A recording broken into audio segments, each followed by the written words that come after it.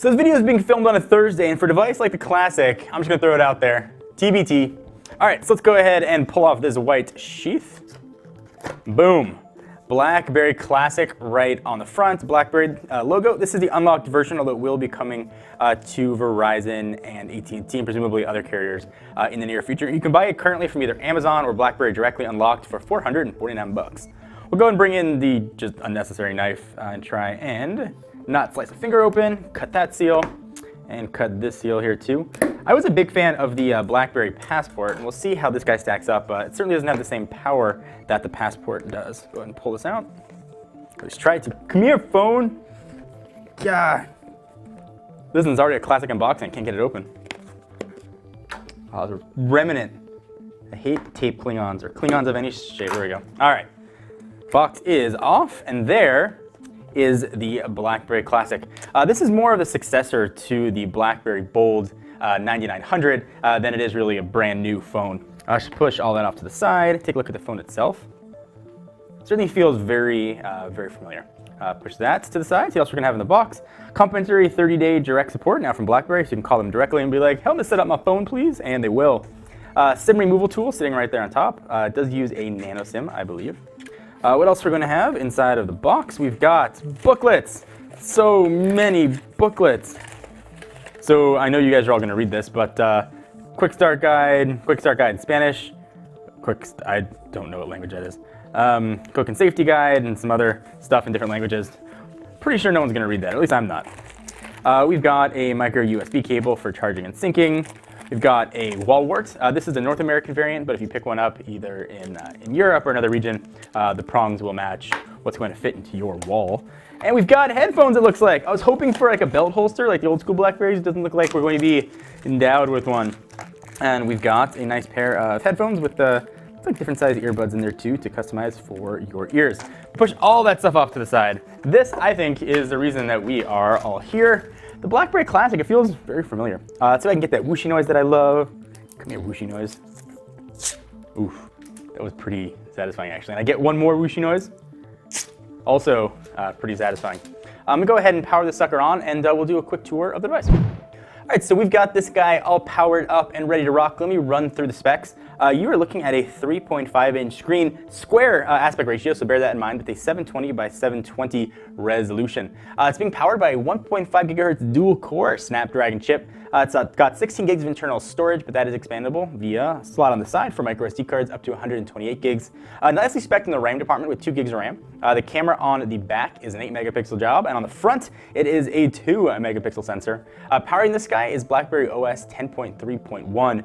If you haven't tried the new BlackBerry OS from 10.0 on, it's a really full-featured, very nicely performing OS. And BlackBerry 10.3 brought with it a lot more app support. It brought Amazon's App Store native already installed on here. And you can direct download most APKs that you can get from Google Play, so you almost get 3 full app stores with BlackBerry's OS 10.3 and up offerings. If you want a lot of app support, BlackBerry is now a really good way to go. When the OS first launched, it was extremely deficient. A lot of people still have that preconceived notion, but not so anymore.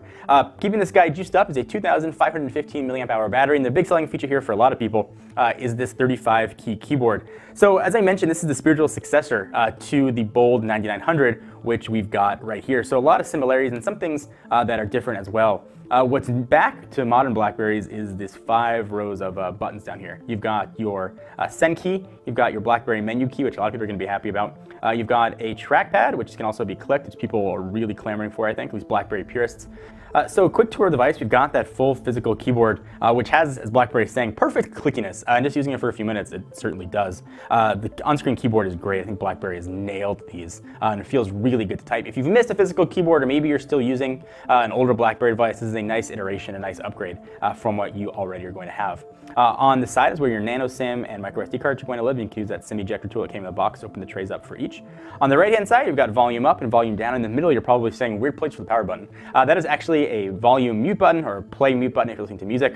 Long press it will actually pull up a BlackBerry's assistant. And on the top button, that's where your power button is going to live, and 3.5mm headset jack. So let me do a quick tour here of the buttons, since the buttons are very new to BlackBerry OS 10. So if you want to make a phone call, just tap that. It'll take you right into the dialer and go ahead and make a dial. If you're in an application, Hitting the BlackBerry button will give you contextual menus if there's one to have there. You've got your trackpad, which is just a trackpad. It sort of works as advertised, and it works throughout the whole OS. Back button for going back, and if you want to end a call, you've got that end button right there. So let me show you what the BlackBerry's Assistant looks like. Go ahead and long press that button on the side. What's the weather outside?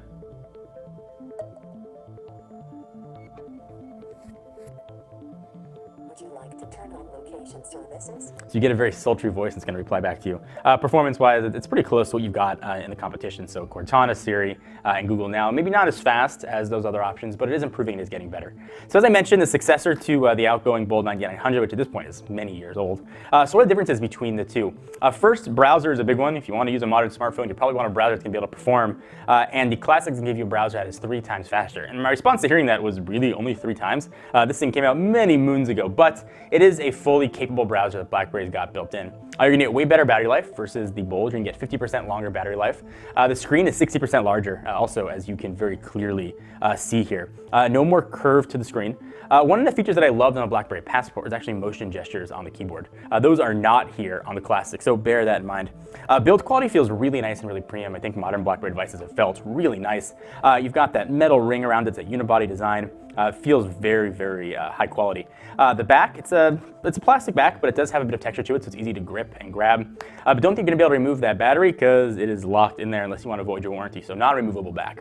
I'm going to use this guy, I'm going to test it, I'm going to put it through its paces and see how it performs. I'm excited to try another BlackBerry device, as I always am when they come out. If you've been looking or clamoring for a full keyboard, or maybe your business is still using BlackBerry, you might be looking forward to this device. Don't let the price, don't let the specs fool you. I think what we're going to have here is a really nicely spec'd phone, but of course only time's going to tell. Anything in particular you guys want to see me test on this, be sure to let me know. Until next time, I'm John Ritter from Techno Buffalo. See you guys next video. Bye-bye. Thank you guys for watching. Hope you enjoyed. We love making tech videos here. If you like watching them as much as we love making them and just enjoy playing with the latest consumer electronics gear, check us out. Hit the big subscribe button. We got new videos coming out almost every single day. We also have a channel on Twitch where we play games, sometimes not so well, at twitch.tv/technobuffalo.